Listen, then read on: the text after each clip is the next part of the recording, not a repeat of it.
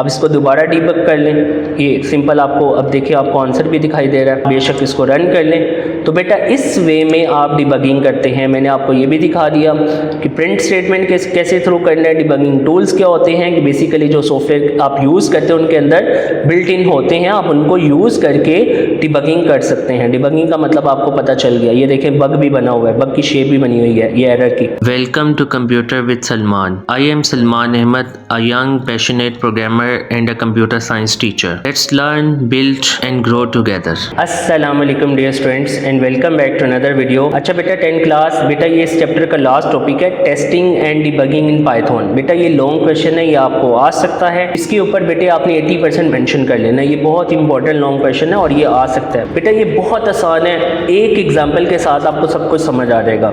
बेटा यहाँ पर अगर आप हेडिंग पे आए ना तो आपको हेडिंग मिली है testing and debugging in Python. Testing क्या होता है बेटा? टेस्टिंग का मतलब ये होता है किसी चीज़ को चेक करना। फॉर एग्जांपल अगर आपने कोई सॉफ्टवेयर बनाया या आपने हार्डवेयर बनाया है तो आप क्या करें बेटा, आप उसको चेक करें क्या वो प्रॉपर वर्क कर रहा है या नहीं कर रहा। तो बेटा इस प्रोसेस को हम बेसिकली कहते हैं टेस्टिंग। ये क्लियर होगी बात आपको। उसके बाद डिबगिंग है, लेकिन उससे पहले बच्चे इसकी टाइप्स को क्लियर कर लें। मैं यहाँ पर बच्चे क्या करने लगा हूँ, मैं MS वर्ड को ओपन करने लगा हूँ। आप इससे फेमिलियर होंगे, ओबियसली MS वर्ड का तो पता ही होगा सबको, जहाँ पर बेसिकली आप बेटे डॉक्यूमेंट्स वगैरह करते हैं। मतलब आपका जितना भी रिटन मटेरियल होता है, चाहे वो कोई नोट्स हो, असाइनमेंट्स हो, सब कुछ आप इस पे बनाते हैं। हाँ सॉफ्टवेयर डिफरेंट होते हैं लेकिन most of the people MS word का ही यूज़ करते हैं। इवन मैं भी इसी का यूज़ करता हूँ। तो बेटा सबसे पहला है यूनिट टेस्टिंग। यूनिट बेटा कहते हैं कंपोनेंट को। अब इसकी यूनिट टेस्टिंग से क्या मुराद है? लेट्स सपोज आपने ये सॉफ्टवेयर बना लिया, अब आप इसका एक छोटे से छोटे कंपोनेंट को टेस्ट कर रहे हो। क्या मैं इस पर क्लिक कर रहा हूँ ओपन पे तो ये काम कर रहा है? बिल्कुल काम कर रहा है। मैं शेयर पे क्लिक करता हूँ तो ये काम कर रहा है? बिल्कुल काम कर रहा है। तो यूनिट टेस्टिंग में आप क्या करते हैं बेटा, आप हर कंपोनेंट को टेस्ट करते हैं। जैसे मैंने बेटे अभी आपको करके दिखाया। लेट्स सपोज मैं इंसर्ट पे क्लिक करता हूँ तो ये मुझे आगे मेन्यू शो कर रहा है? बिल्कुल कर रहा है। अब लेट्स सपोज मैं टेबल पे क्लिक करता हूँ तो टेबल आ रहा है? बिल्कुल आ रहा है। तो यूनिट टेस्टिंग का बेटा मतलब ही यही होता है। तो जो आपका सॉफ्टवेयर है या हार्डवेयर है उसका एक एक पार्ट या कंपोनेंट को चेक करना क्या वो काम कर रहा है कि नहीं।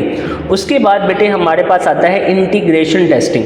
बेटा इंटीग्रेशन टेस्टिंग का मतलब ये होता है बाज़ औक़ात हम क्या कर रहे होते हैं, हम दो या दो से ज़्यादा कंपोनेंट्स को कंबाइन करके चेक कर रहे होते हैं क्या वो वर्क कर रहे हैं। फॉर एग्जांपल बेटा मैं यहाँ पर लिख लेता हूँ कंप्यूटर विद सलमान। मैंने ये लिख लिया। अब मैं इसको चेक करता हूँ। मैं क्या कर रहा हूँ चेक, लेट्स सपोज मैं इसको बड़ा कर रहा हूँ, ठीक है बड़ा हो रहा है। उसके बाद लेट्स सपोज मैं इसको बोल्ड करता हूँ। बोल्ड मतलब थोड़ा डार्क कर रहा हूँ। तो बेटा अब यहाँ पर देखिए मैंने दो डिफरेंट कंपोनेंट्स को यूज़ करते हुए चेक किया क्या वो दोनों एक दूसरे के साथ काम करें। ऐसा तो नहीं है कि मैं इसे बोल्ड करता हूँ तो इसका साइज डिक्रीज हो जाता है। फॉर एग्जांपल बेटा इसका साइज तो बड़ा हो रहा है, लेकिन मैं बेटा इसी टेक्स्ट पे अगर कोई दूसरा फंक्शन परफॉर्म करता हूँ तो अगर तो वो परफॉर्म हो रहा है तो इसका मतलब है कि आपकी इंटीग्रेशन टेस्टिंग वर्क कर रही है। लेकिन अगर ऐसा होता कि मैं बोल्ड पे क्लिक करता, बोल्ड अप्लाई ना होता, तो इसका मतलब है बेटा आपकी इंटीग्रेशन टेस्टिंग पास नहीं हुई, कंपोनेंट्स मिलकर काम नहीं करे। जैसे यहाँ पर बच्चे मेंशन किया डिफरेंट कंपोनेंट्स को आपने देखना होता है क्या वो इकट्ठे काम करें, जो मैंने अभी आपको सारा कुछ बता दिया है। उसके बाद है बेटा फंक्शनल टेस्टिंग। फंक्शनल टेस्टिंग में आप क्या करते हैं,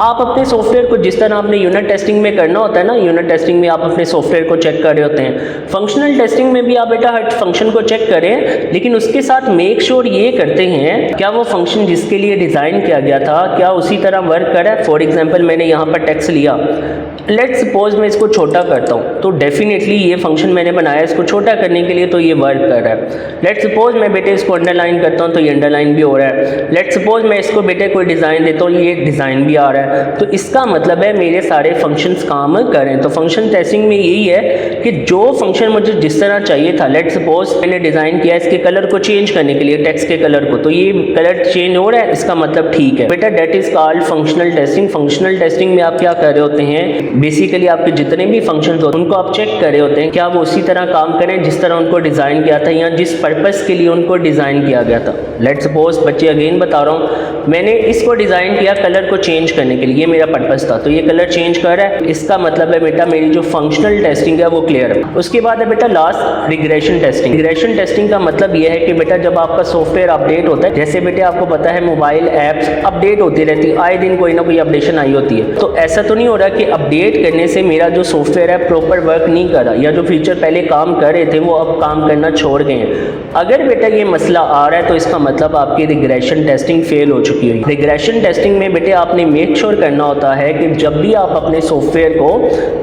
सॉफ्टवेयर को क्या करेंगे, अपडेट करेंगे, तो वो जो पिछली फंक्शनैलिटी है, मतलब जो ओल्ड अपडेशंस थी या जो पहले उसका सॉफ्टवेयर का वर्जन था, वो अफेक्ट नहीं होना चाहिए, वो उसी तरह काम करना चाहिए। तो बेटा ये हमारे पास सब कुछ किस में आ गया, ये टेस्टिंग में आ गया। मैंने इसका आपको प्रैक्टिकल भी करके दिखा दिया है। उसके बाद बच्चे आ जाए डिबगिंग पे। डिबगिंग क्या है बेटा, बेसिकली ये एक टेक्निक है। डिबगिंग का मतलब होता है द प्रोसेस ऑफ फाइंडिंग, ये लिखा भी हुआ है, फाइंडिंग एंड फिक्सिंग कह लें या finding and removing error in your code. मतलब लेट्स सपोज आपने कोई कोड लिखा, आपको पता हम पाइथन बेटे पढ़ रहे हैं, लेट्स सपोज ये मैं आपको प्रैक्टिकल भी करके दिखाता हूँ। तो बच्चे आपको ये पता चल गया बेसिकली डिबगिंग का मतलब होता है एरर को फाइंड करना और इसको रिमूव करना। अच्छा बच्चे, कंप्यूटर साइंस में हम एरर को बग भी कहते हैं, इससे कंफ्यूज नहीं होना। अब एरर या बग क्या होता है इन्होंने नहीं लिखा हुआ बेटा। कोई भी मिस्टेक जो आप करें ड्यूरिंग राइटिंग कोड, मतलब पाइथन कोड, उस मिस्टेक को हम कहेंगे एरर या बग। ठीक है बच्चों, इससे कंफ्यूज नहीं होना। अब डिबगिंग का फिर काम क्या होता है, उस एरर को फाइंड करना और इसको रिमूव करना। अब डिबगिंग करने के लिए हम कुछ टेक्निक्स यूज़ करते हैं बेटा। ये तो 2-3 मेंशन है, इसके अलावा भी बहुत सी होती हैं। इवन के फर्स्ट ईयर में भी मैंने फर्स्ट चैप्टर में था, उसमें भी बेटा मैंने डिबगिंग टेक्निक्स बताई थी कि कैसे आपने डिबगिंग करनी है। और अगर आप बेटा वो वीडियो वॉच आउट करना चाहते हैं तो उसका लिंक आपको ऊपर मिल रहा होगा, आप उस पर क्लिक करके डिबगिंग टेक्निक्स को देख सकते हैं। लेकिन फिर वक्त बेटा आपको भी एक्सप्लेन करता हूँ मैं। डिबगिंग का पता चल गया, एरर क्या होता है या बग क्या होता है, ये दोनों एक ही चीज़ हैं। अच्छा बच्चों, फर्दर मूव करने से पहले आपसे छोटी सी रिक्वेस्ट है, इस वीडियो को लाइक करें, शेयर करें और इस चैनल को सब्सक्राइब करें। अब पहली टेक्निक है आप प्रिंट स्टेटमेंट का यूज़ कर लें। मैंने बेटा ये सॉफ्टवेयर पहले ही ओपन किया हुआ है। ये आपको पता था कि हमने लास्ट टाइम कुछ कोड किया था, ये फर्स्ट ईयर के लिए था बेसिकली। लेट्स सपोज मैंने ए लिया, इसमें मैंने स्टोर कर लिया 55, मैंने बी लिया, इसमें मैंने स्टोर कर लिया 45, मैंने आगे फॉर्मूला लगा दिया add is equal to a minus b. For example मैंने क्या लगा दिया, ए माइनस बी। अब मैंने जब इसको प्रिंट किया, अब मैं इसको रन करूंगा सिंपली, तो मैं देखूंगा बेसिकली मेरे पास आंसर नहीं आ रहा सही, क्योंकि 55 45 तो 100 आना चाहिए, लेकिन मेरे पास तो ये आंसर सही नहीं आ रहा। तो प्रिंट स्टेटमेंट से क्या होता है बेसिकली बच्चे, क्योंकि आपके आंसर साथ साथ प्रिंट हो रहे होते हैं, तो आपको पता चल जाता है कि बेसिकली प्रॉब्लम कहाँ पर आई है। तो जब मैंने इसको रिव्यू किया तो बेटा डिबगिंग टेक्निक ये भी होती है कि आप एक एक स्टेप को देखते हैं। जब मैंने यहाँ पर देखा तो मैंने माइनस की जगह क्या लगाना था बच्चे, प्लस लगाना था। तो ये देखिए, ये मैंने क्या किया, एरर को फाइंड कर लिया और इसको रिमूव कर लिया।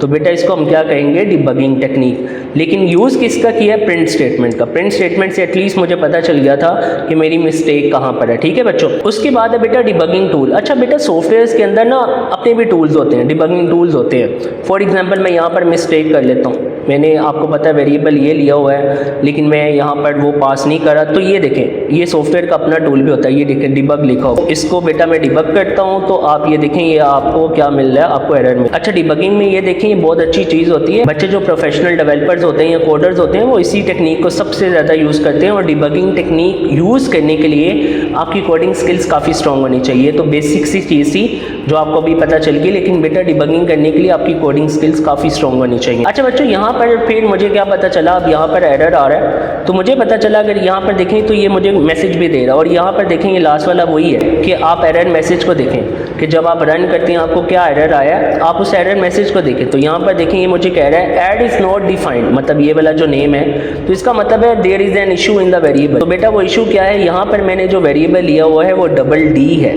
यहाँ पर मैंने सिंगल पास किया हुआ था, आप देख सकते हैं।